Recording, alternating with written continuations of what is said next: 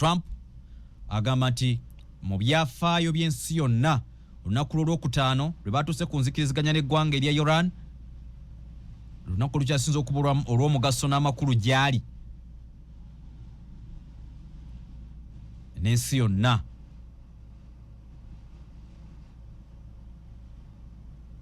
Kyokka bino mu kubyogera ne Iran yeyongera kuwera bo baguddewo senga n'Amerika enagenda maaso ate n'osigala nga naye blockings maaso g'akagulu mu Strait of Hormuz nabo bye bakoze ebyokugulawo bijja kuba bisazibwamu. Abakulembeze b'amawanga agawerako mu nsi yonna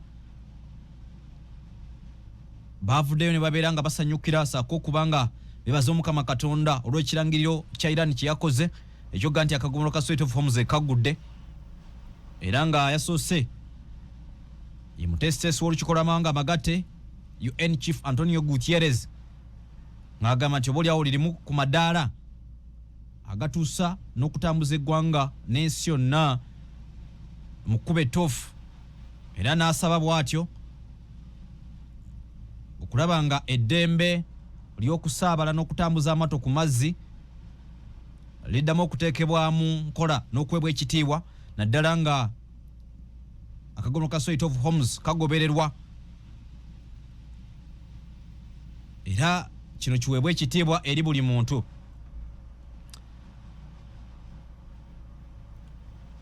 Emiwendo gy'amafuta egyo gikakkanyeemuko oluvannyuma lw'ekirangiro kya Iran ekyokulaba nga baggulawo akagulu ka Strait of Hormuz, era nga essuubirizemu okubanga lifunika nti oboolyawo akatale n'obungi bw'amafuta okuddamu okubanga bulabikako okwetoloola ensi yonna essuubi weeriri. Kakati amafuta gano agatannaba kubanga gakolwako aga crude gatandise okukakkanamuko ku miwendo, era kakati oboolyawo kwetoddeko ku bbeeyi gigabadde gayambuka mu dola kumpi 12 twalonga 3.765 eze Uganda. Kakati ekigalani baro esse paka ku dola 9 ebadde mu 10 ng'olumu erinnya n'okusukkawo. Ye Prime Minister w'eggwanga erya Bungereza ne President w'eggwanga lya Bufaransa Emmanuel Macron oli wa mitasa Keir Starmer bagamba nti bireme kubanga bikoma bukomi mu bigambo,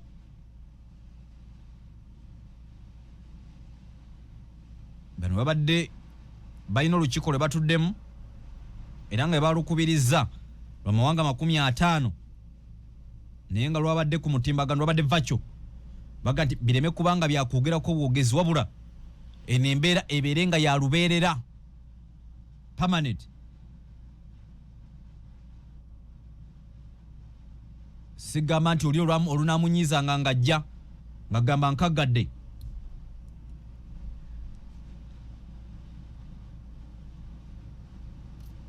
Trump ayongedde okubanga akkaatiza n'okakasa mu kukanya kwa Israeli n'eggwanga erya Lebanon y'omu ku baavuddeyo ne balemesa prohibited ne yeewaza n'akoma n'alagira eggwanga erya Israeli obutaddamu kusuula bomu ku ggwanga lya Lebanon.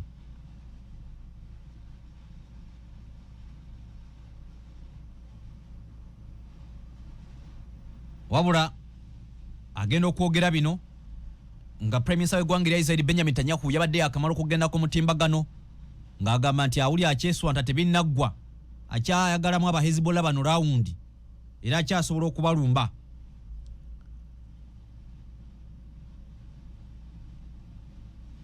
Era waliwo eryato eryalabiddwako nga lyesolosa mpolampola okuyita mu kagulu ka Strait of Hormuz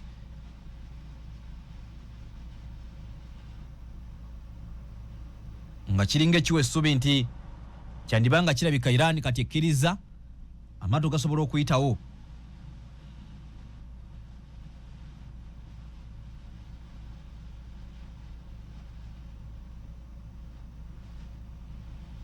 Trump yeganye ebigambibwa nti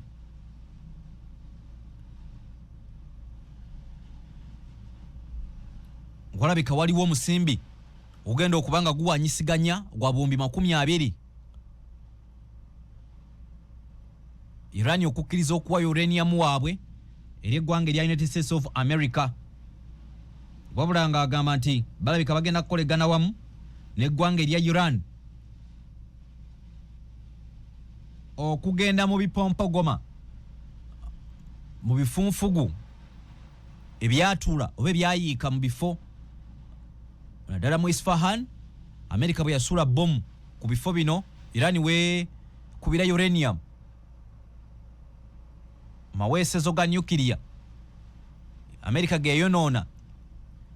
Kati Trump agamba bayinza okukolera wamu n'eggwanga erya Iran okulaba nga bagenda kuyiikuula n'okugya agafunfugu gano n'agapapajjo bajjeyo uranium oyo abeere emikono gya America ekiseera ekigere kye banabakkanyizamu wakati nga kiva ku Iran okubagamba nti bo bino bakola by'amasannyalaze tebeetaaga kubanga baba na bomu ya nuclear oba kyakulwanyisa kya nuclear.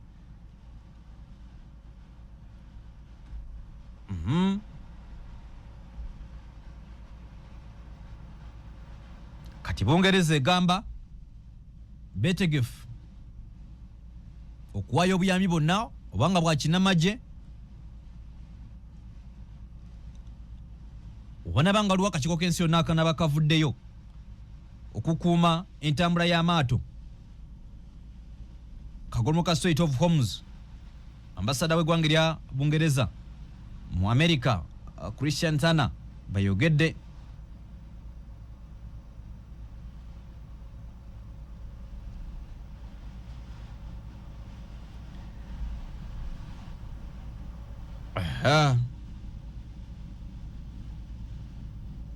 era Trump ategeezezza nti wabaddewo ebirungi bingi ebyogeddwako era ebituukiddwako byalaba mu njogerezeganya zaabwe n'eggwanga erya Iran. Era mu bigambo bye Trump agamba, we had some pretty good news 20 minutes ago. Yabadde abyogera nga bino byakabaawo, but it seems to be going very well in the Middle East with Iran. Ebika bitambulira ddala bulungi n'eggwanga lya Iran mu njogerezeganya. Era n'agamba nti we'll hear about, I just think it's something that should happen. It is something that only makes sense to happen, and I think it will. We will see what happens, but I think it will. Hey. Aha. Kakati ampuliriza bimu ku ebyo ebibaddewo ekiro ekikeseza olunaku olwaleero mawulire getwongera okubanga tufuna okuvaako mu ggwanga lya Iran n'olutalo lwabwe n'eggwanga erya America. Mpuliriza akugu genkuwadde ge ga latest.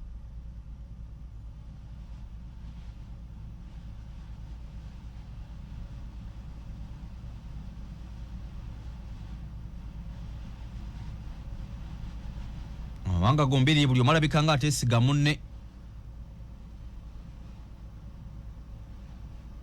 Trump agamba okujjawo nange amaato gange kanjira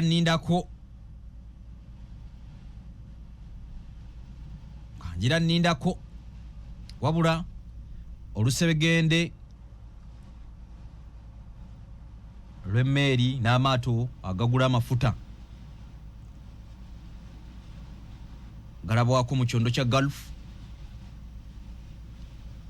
okwolekera akagolomoka Strait of Hormuz. Okusinziira ku mukuto gwa Reuters gulaze entambula y'oku mazzi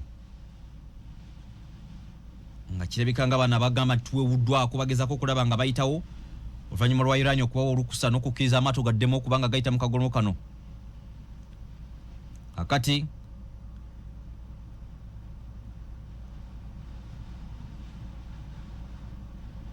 wakyaliwo ebibuuzo bingi. Iran yegamba nti akagolomoka Strait of Hormuz kagudde naye okuba nti amaato gakkirizibwa okuyitamu n'Amerika erina okugjayo amaato gaayo ge yateeka mu maaso g'akagolomoka n'aka Strait of Hormuz. Ate ye pulezidenti w'eggwanga erya America Trump agamba nti okujjawo blockade ye bajja kumala kutuukira ddala ku nzikiriziganya permanent deal n'eggwanga erya Iran. Awo nno bizibu byereere. Kyokka genda bakati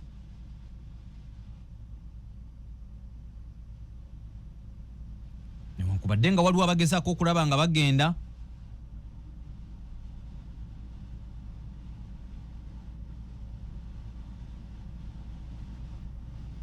abadde batambuza amaato okugayisaawo mbu babanga abasemberera akagolomo kano ne beekengera ne badda emabega olw'okuba nti ensonga eno erabika ekyalemeddwa okubeera clear.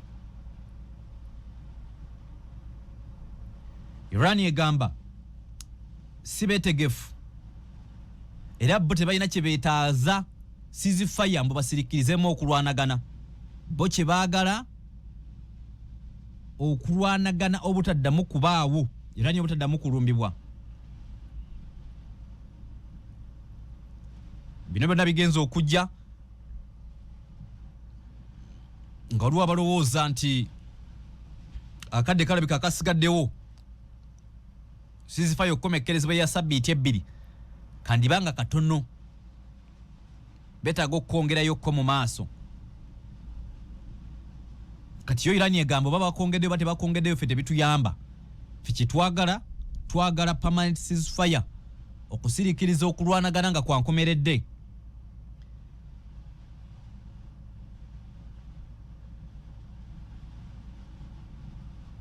Era Iran egamba beetegefu nnyo okuteesa n'okwogerezeganya n'eggwanga erya Amerika naye nga basinziira ku kukkaanya ku nsonga ezo ezikyalemeddemu obumulumulu naddala ensonga ezekuusa ku nsonga zaabwe 10.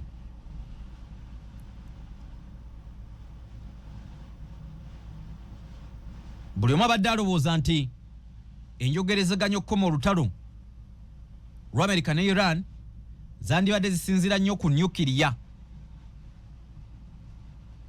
Kakati tukize nti waliwo ebintu bingi mu kuteesa ebikyaleese enteesaganya zino okuba nti zijja kuba nzibu nnyo kumala gatuukekako.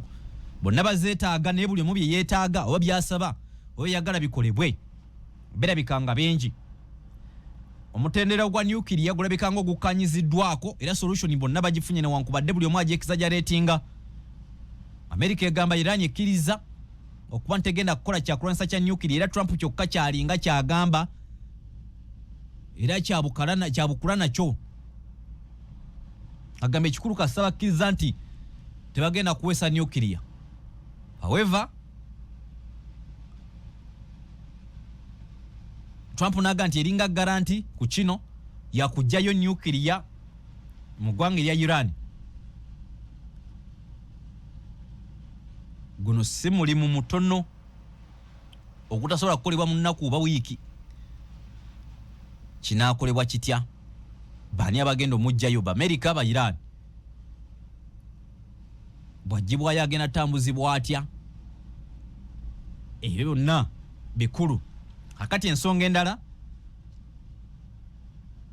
mu nyukiriya Amerika omutwala ate Iran erina okubaako byefuna. Iran amawulire agamu gaga nti Amerika ebasuubiza $2 billion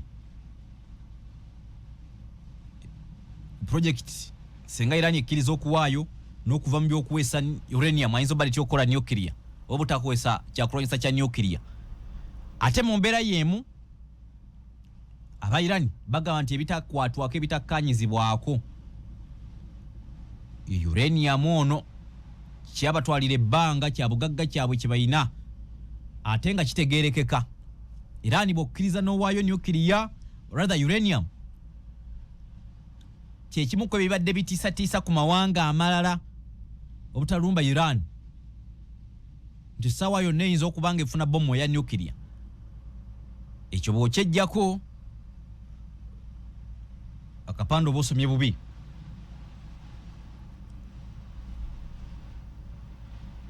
Ensonga endala etali kiriya ngikunyonyodde ey'akagomolo ka Strait of Hormuz wadde nga yo Iran egamba nti ekagudde mu nnaku zine 10 ezakkanyiziddwako mu kusirisa okulwana wakati wa Israel n'eggwanga erya Lebanon tekiri permanent. America nayo neegamba owulira dynamics eziri awo kintu kiri complex. Kakati America maaso g'akagono ka Strait of Hormuz gye yablockinga egamba bamala kutuuka ku kukkanya kwa nkomeredde y'okugyayo emmeeri zaayo ennwanyi destroyer. Iran egamba ekagudde naye nayo kaggulira ddala n'Amerika emala kugyayo blockades. So, wakati mu kusaggaamiza n'okujaguza birabeka ng'ebyangu bino okupepa naye oteeka mu nkola kikyali kirala kubanga insecurities. Ekyokubiri obwesige bwa Iran eri eggwanga erya Amerika bulabika nga bwaggweerawo ddala oluvannyuma lw'okuba nti eyogeza kkono ate nekozesa ddyo. Kati akagogo ka Strait of Hormuz nako tekannaba kubanga kabakkiriya n'amaato okugamya gabadde gagezako okubanga gagendayo babanga abatuukayo ne balaba nga embeera tetegeerekeka ne baweta ne badda emabega bekyali matankane. Era mu bino mu kukaanya kuno okulala okukyaleesa obuzibu tugambye akagogo ka Strait of Hormuz, nuclear ensonga ewedde, ensonga ya security assurances. Iran egamba nti mu kukaanya kuno ekisembayo ekibanga kikulu nnyo America erina okukiwandiika butereevu, erina okisa mu buwandiike teriddamu ne munywanyi wayo Isirayiri okutulumba wadde tukasukirayo akayinja. America kino ekiyita wala nnyo ekiyita bbali kikyagiremye okwogerako kubanga ebibalwanya biddamu ssaawa yonna. Yani gati America erina okulayira, erina okutulaga obukakafu. Yovolaba endeseganya ku luno zino ziri serious abazituddemu si just kawanga nga ka Oman akenkana akabuga obubuga nga Kampala waggulu. Aha, endeseganya zino ku luno zaateereddwamu omunene mu kitundu mu region n'abanene abalala Egypt. Kati omunene oyo leggwanga erya Pakistan mu kibuga Islamabad ng'ogyeko obujja Prime Minister wa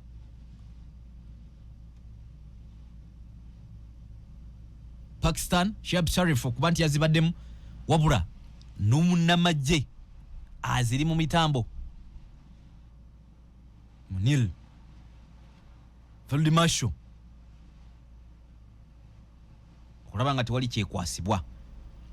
Pakistan is a nuclear powered, eranye Iran balina omukago ne Iran bewaŋŋana ebitiibwa. Bulijjo tulaba amawanga nga Qatar, Saudi Arabia, United Arab Emirates nga babeera mu nteeseganya ku luno si bwe kiri biralamu. Kakati amawanga nga gano amazito kibanga wonabo mujulizi kibayita okuba nti wajulira oba weeyimirira.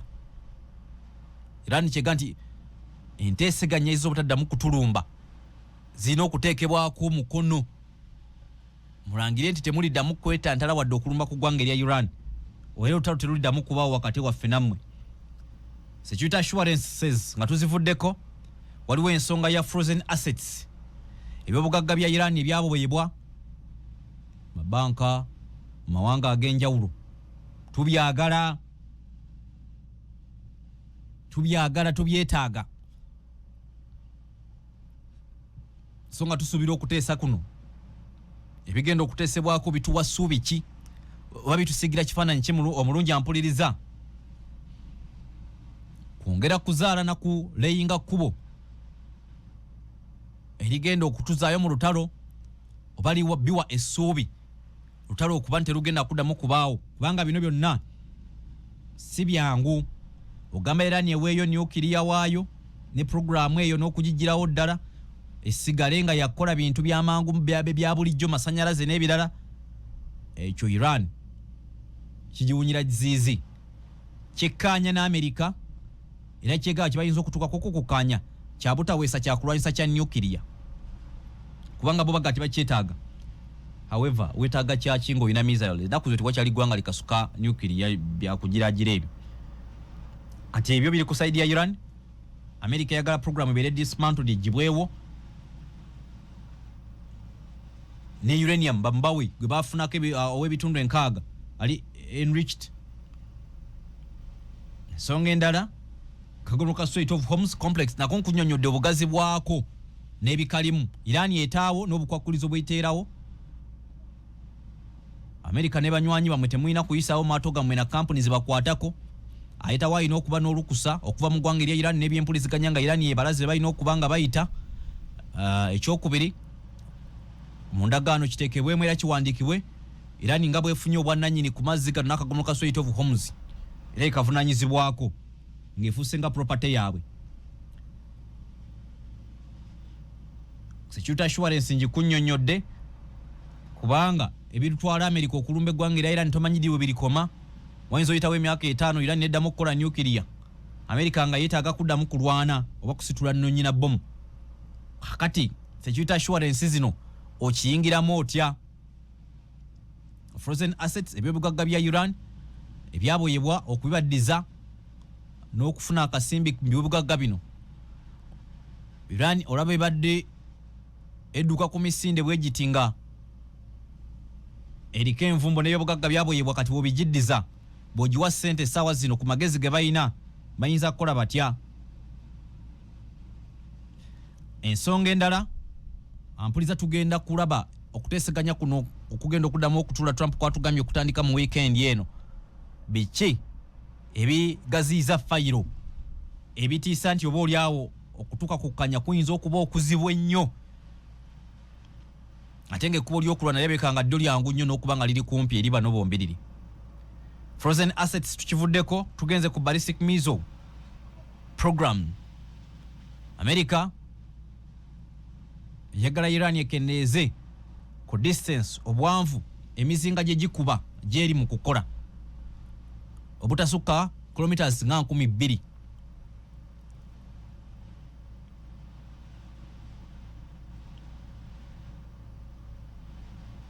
N'obutaddamu kukola mizinga nga gy'amaanyi. However, bw'osoma ku by'entalo ebiseera ebisinga obwanvu bw'omuzinga gye gukuba kimatalinga naye omuzinga ogwo kye gwetisse nakyo kimatalinga era sitirugana amawanga mpulira nga gakyali mu distance ya Iran.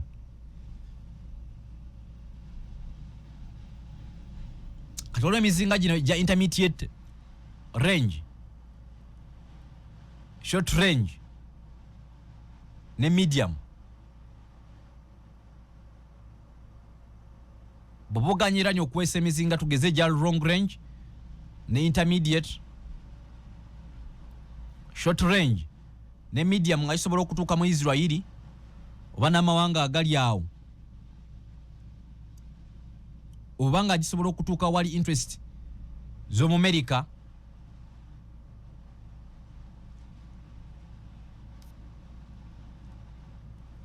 Omuzinga kankitereeze nti omuzinga payload kyegwetikka obuzito nakyo kimatalinga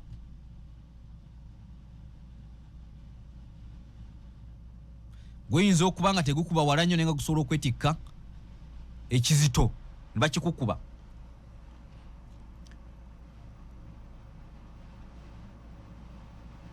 Tubale distance Amerika mweyinza okwagala okulumbira eggwanga erya Iran. Tetumanyi buwanvu ki Amerika bwe yagala Iran ekole emizinga naye kino Israeli yereka nga ekizizikamu Amerika okiteekamu.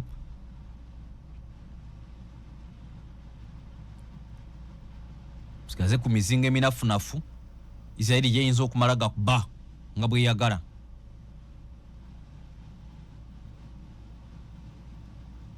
Nga tegidduka na misinde gy'amaanyi.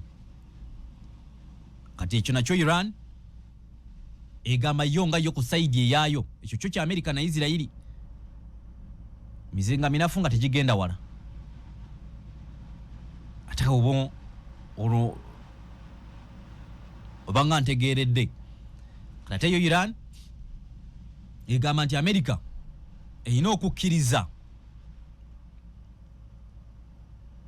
nti ne Iran gwanga ng'amawanga amalala agayina obuvunaanyizibwa okukola n'okwekuuma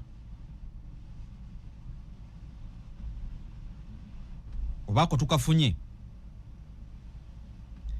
Iran egamba balina obuvunaanyizibwa America eyina okukimanya n'okukikkiriza ng'amawanga amalala bwe gakola ebyokulwanyisa bwe gagula ebyokulwanyisa America nayo kino ekitegeere era ekikkaanyeeko nti Iran eyina eddembe okukola ebyokulwanyisa ebyokwekuuma n'okwebeezawo ng'amawanga amalala bwe galina olukusa olwo. Barisik Mizo twogera ku demands ezirina okutunuulirwa mu nteeseganya zino ne olaba abasajja okuteesa kuno kukyali okuzibu. Vance yagamba nti batula essaawa 21 ne bavaawo nga tebalina kye bakkaanyizaako. Buli side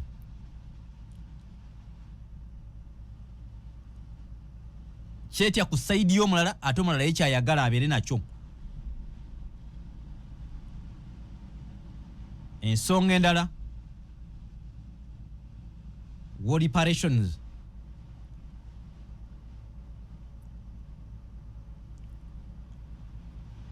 Iran egamba America erina okukwata ensimbi eriirire byeyonoonye mu ggwanga lya Iran. Buli kyekubye neyonoona erina okubawa ssente bakizeewo.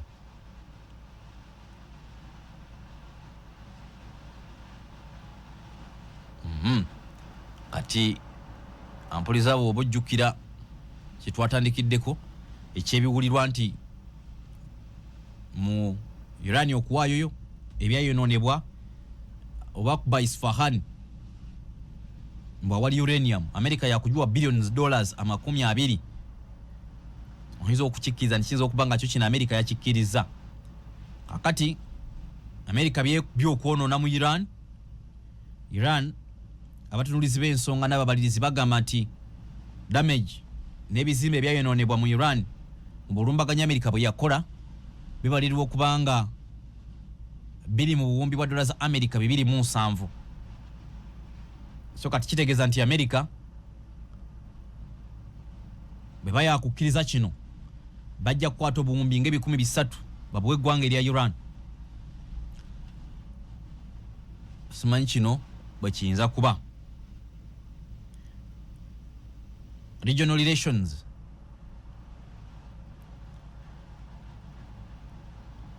America eyagala Iran esazeemu enkolegana n'obuyambi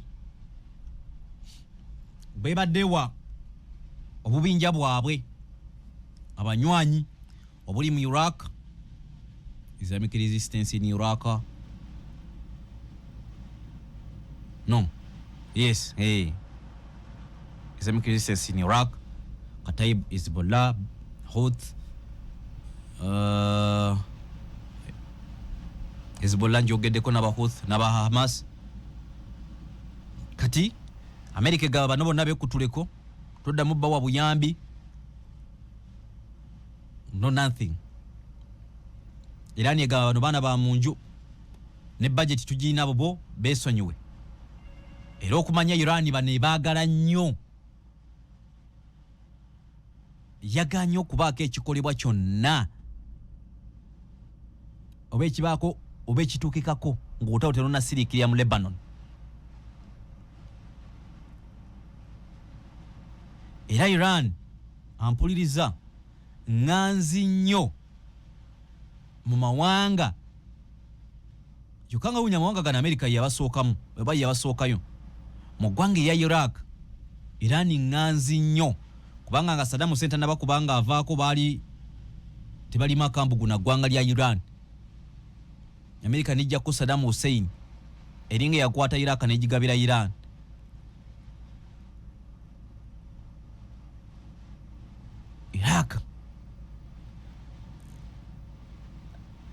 bali baagala nnyo Iran balabanga okubaawo kwabwe survival yaabwe nga tebanyunyuntibwa mawanga balina okubanga beekutte ku ggwanga erya Iran. Batunuulira ku mawanga nga Syria embeera mwe gali, ne batunuulira ku ggwanga lya Iraq nga ebbanga lye bamaze nga balinamu kabembeekereza.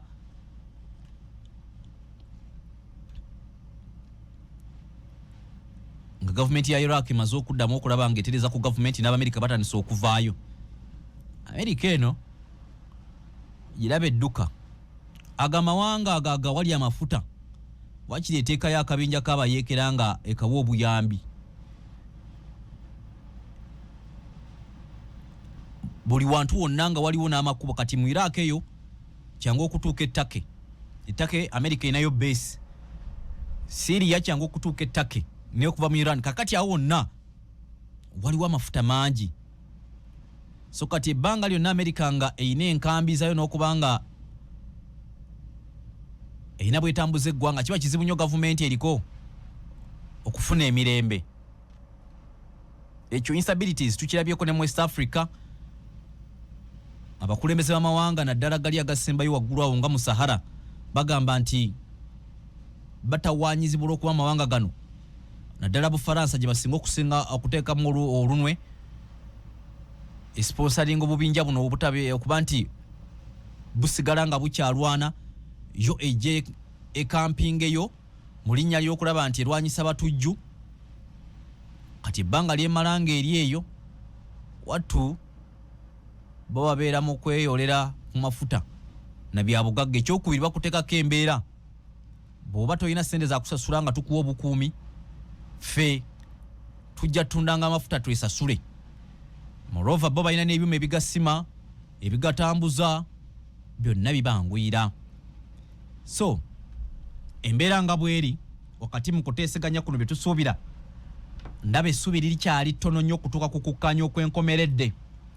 Nga tumaze okwogera ku kyokuliyirira ne twogera ne ku kyenkolegana. Amerika lwaki era yeeyagala Iran esazeemu obubinja buno kubanga ampuliriza obulira ng'obubinja naye tebakakuwaawo n'olwana nako. Balina training, balina ebyokulonesa ebiri sophisticated ate bagezi nti Iran eba equipinga ne modern warfare technology ajja okubayambako okulwana lutalo luliko kubanga ekigendera kyabano ne Iran okuba traininga kulwanyisa Amerika na Israeli. Kati Iran egatwalanga gamu ku magye gaayo era bali pati ku misaala gy'eggwanga ne budget y'eggwanga lya Iran naddala y'eggye lya Islamic Revolutionary Guard COP. Kati Amerika bagamusazeemu enkolegana era ku nkolegana y'amawanga ne Iran kyesaba Amerika ate nayo kirala. Ne Iran egamba Amerika era mukkirize mugenda kujjawo abajasi bammwe bonna ne beesi zammwe eziri mu kyondo kya Bwarabu zigenda kuvaawo, nakyo kiralamu. Kakati nze ndowooza enteeseganya zino zijja kutwala ebbanga. Nina omusajja gwe nali ngoberera nga nnyonnyola ku nteeseganya eza Joint Comprehensive Plan of Action mu 2015 Obama endagaano ya sayininga ne Iran eyo Trump gye yasazaamu ndowooza 2018 oba 2019 awo Trump weyekyanga n'ebipapula n'abiyuza mu endagaano eno nfu. Yagamba nti Amerika okutuuka ku ekyo n'amawanga ataano ago amanene okukanya ku Iran ku nsonga ya nyukiriya okukendeeza ku uranium obungi gwe bakuba kyabatwalira ebbanga kumpi kuva mu myaka gya 20 awo nga bajja bateesa mpaka batuka 2015. Kati alowooza nti Iran n'Amerika ku luno olutalo bakyasobola okukkaanya mu wiiki ebbiri olutalo ne luggwa. Ankusese kampu mule kugamba nti olusozi gambalagala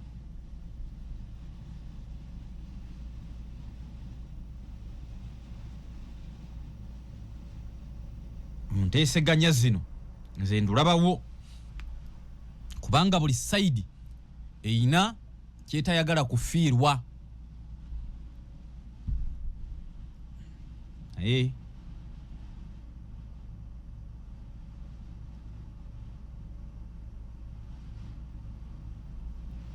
abamu balina endaba gye balabamu ensonga eno. Waliwo professor bamuyita Muhammad El Masri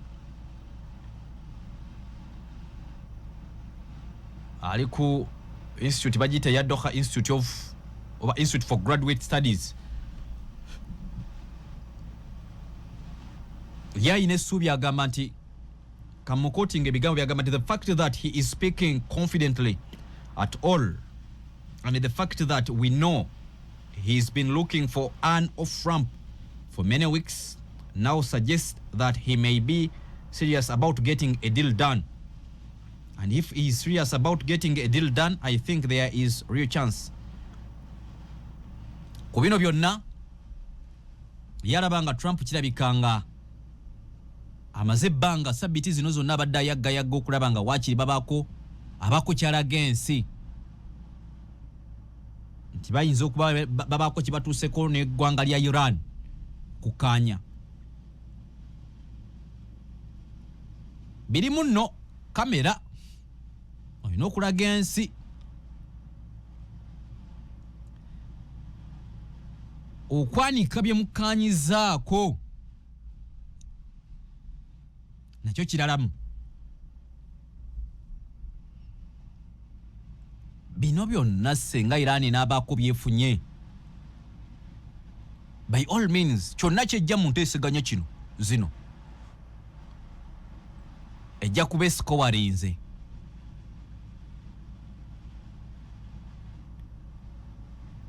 Oba nkuwa ekifaananyi ki ogobye omukazi agenze n'akugamba nti nze okudda njagala okole kino nekino nekino nekino sigenda bikola nja kukolerayo kino nkukolerayo nekiri naye nga wali wamugoba ng'ogamba tomwagala kale kankoleremu kino nekino nekino nekino nekino.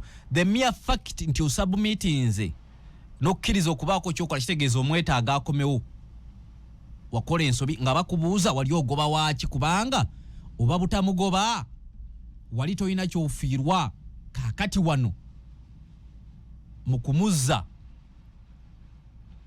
ayinza n'okuba nga afunyeeko eyo abamuweweeza nako mu mwoyo.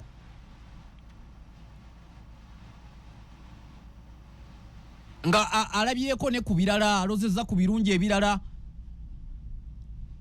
so azibuse n'amaaso ba ndowooza ekifaananyi kino kifuna bulungi ku Iran n'eggwanga erya America. Iran ne Israel nga balumba eggwanga rather America ne Israel nga balumba eggwanga erya Iran.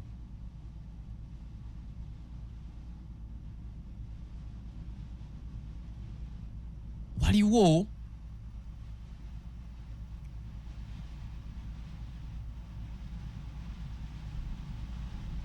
ebintu ebino tunulwamu oba ebyali bino tunulwamu bagenda kupanishinga Iran kukuba bagikakkanye baginafuye bate abakulembeze byonna biganye. Kaakati oyina kulivinga n'abaliwo but how are you going to live with them? Bano ogenda kutambula otya nabo?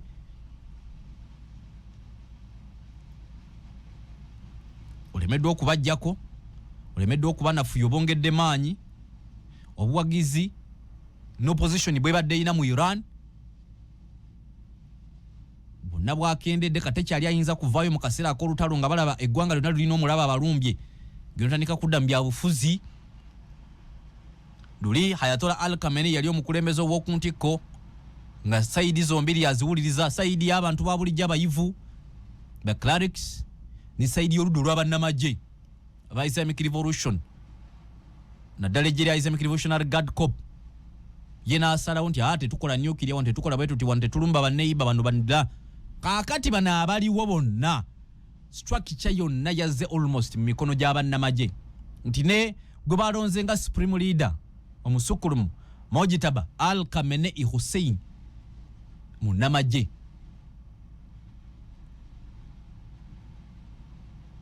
Kakati regime gye wali toyagala nga oteesa nako ne ku balala yavaawo. Supreme National Security Council ya Iran bonna bagiriko ne basiba namajja abamu basimatuse kuttibwa kwa Israeli na America batambula bekwese kati oyinza kubanyonyola ki n'ababeera ku kyoyita opposition mu ggwanga erya Iran nabo ampuliza njagala okimanye nti era still ne bajja mu buyinza bajja mu bifo bya bufuzi okuteeseza eggwanga erya Iran militarily ku byekinnamagye kusigala ku lukiiko lwa Security Council lwa waggulu Islamic Revolutionary Guard Corps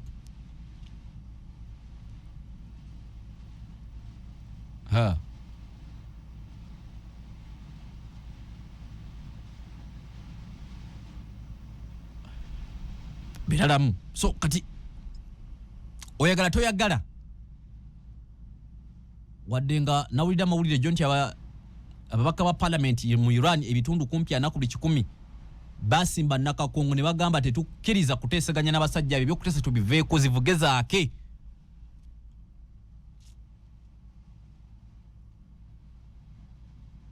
oho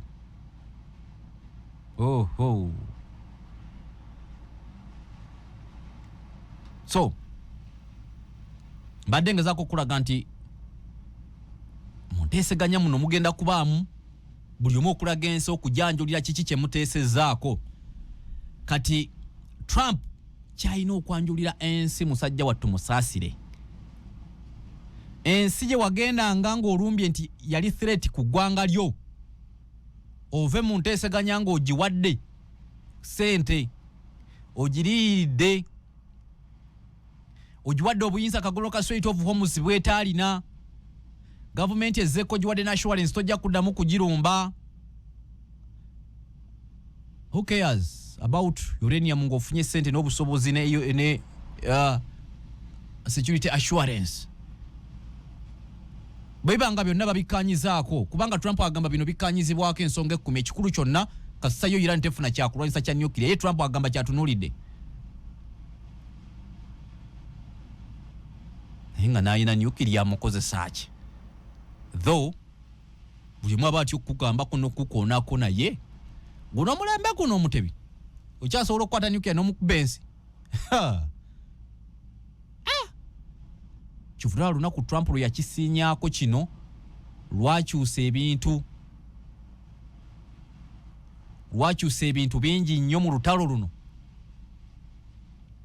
ewaka amawanga buli omu yenna ng'agamba Trump ekyo tekisoboka bajje ku map ne mu Amerika yennyini kitu kiriyo so era neggwanga erya likoseza ku nuclear lyamukozesa omulundi gumu ya Amerika kunegasa kino Hiroshima emyaka 8 mu gumu ndowooza tekidanga mukulabwako n'etteeka ne lijja proliferation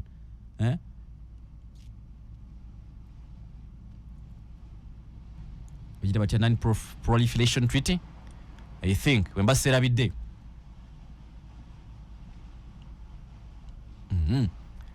kakati awo amawanga gavaawo eriyo neggwanga nga China lya designinga program rather Russia eri automatic kwanukula nuclear na nuclear so mbadde nkyali ku byanteeseganya bino nti nse tunuulidde enteeseganya zino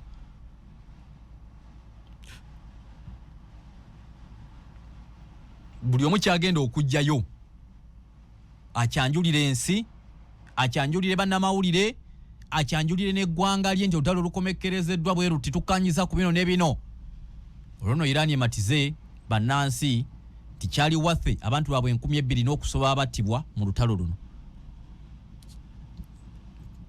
ate ng'ekyo kyo Iran okwongera okugumya abantu abaali bagumye ne mu lutalo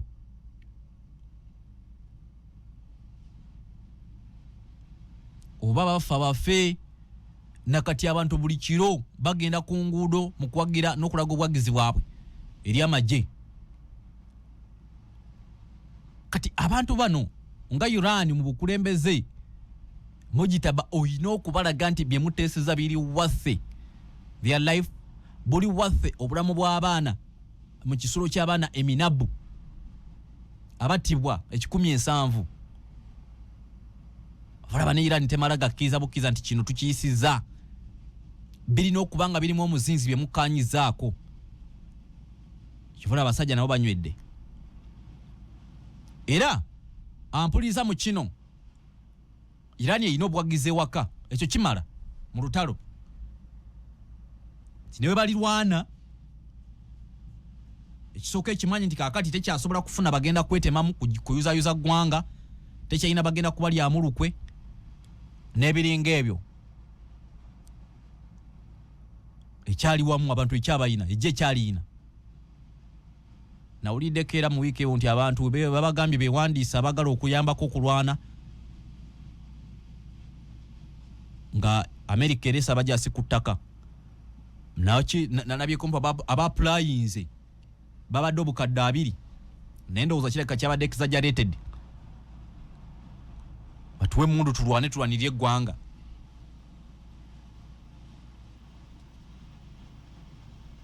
Nalaba obusajja nga bukutte AK-47 e Kurdistan lulinga Abamerika banoonya omujasi waabwe. Kakasukira ennyonyi y'amaanyi eri wala naye just obumalirivu oli walaga nti yagalulwanirira eggwanga lye. So tekiri ku Amerika yokka ne Iran yennyini abali mu nteeseganya zino, Abbas Araghchi ne Bakeri Mohammed Karibafu, bano bonna balina okubanga beegendereza nnyo. However, bano buli omu abeesiga mu kuteesa. Ne Saidi Larijani omugenzi oyo mukama amusaasire, Iran ebadde beesiganga we batuma okuteesa bajja mu Amerika ekinyusi. Era bwe bati baasindikibwa baali mu nteeseganya ezo eza 2015 ezo ezasayiningibwa. Era bajjayo ekintu nga kinene. Enrichment za uranium ne zikendeera naye nga bakkirizibwa bagiwaako envumbo nga nesibo nga berekebwayo ne kasente. Ye Obama n'akizingirawo n'agamba buno busajja sijja kwerega nabo bbanga lyonna. Trump yabisomako n'awulira obusungu n'abiyuza. Tebateesa na terrorist eky'Amerika ezze ekyogera. Atateesa na terrorist essaawa zino ali ku mmeeza. Ayina okuteesa. Trump agamba addayo singa enteeseganya teziggwa, addayo okulumba Iran. Mu lutalo lwa Iran, Trump yeetaaga eggwanga lya China nga bwe nakugambye. Alina okugenda mu China mu mwezi ogwokutaano, gwe tuli mwezi gwa 4. Trump anaagenda okusisinkana China ng'ali mu lutalo lwabwe n'eggwanga erya Iran. China enakkiriza Iran ow'omukago gwe balina n'endagaano nfanfe okukyaza omulabe waabwe ngamba Xi Jinping anakkiriza okukyaza omulabe wa Iran g'oli mu kukuba Iran. Ero nga China ekukyaza nga ate nakyo kikosa ebyenfuna byabwe. Therefore, Trump nze ndowooza ali desperate okulaba nga olutalo luno lukomekkerezebwa agenda okugenda mu China nga other them are think the fine.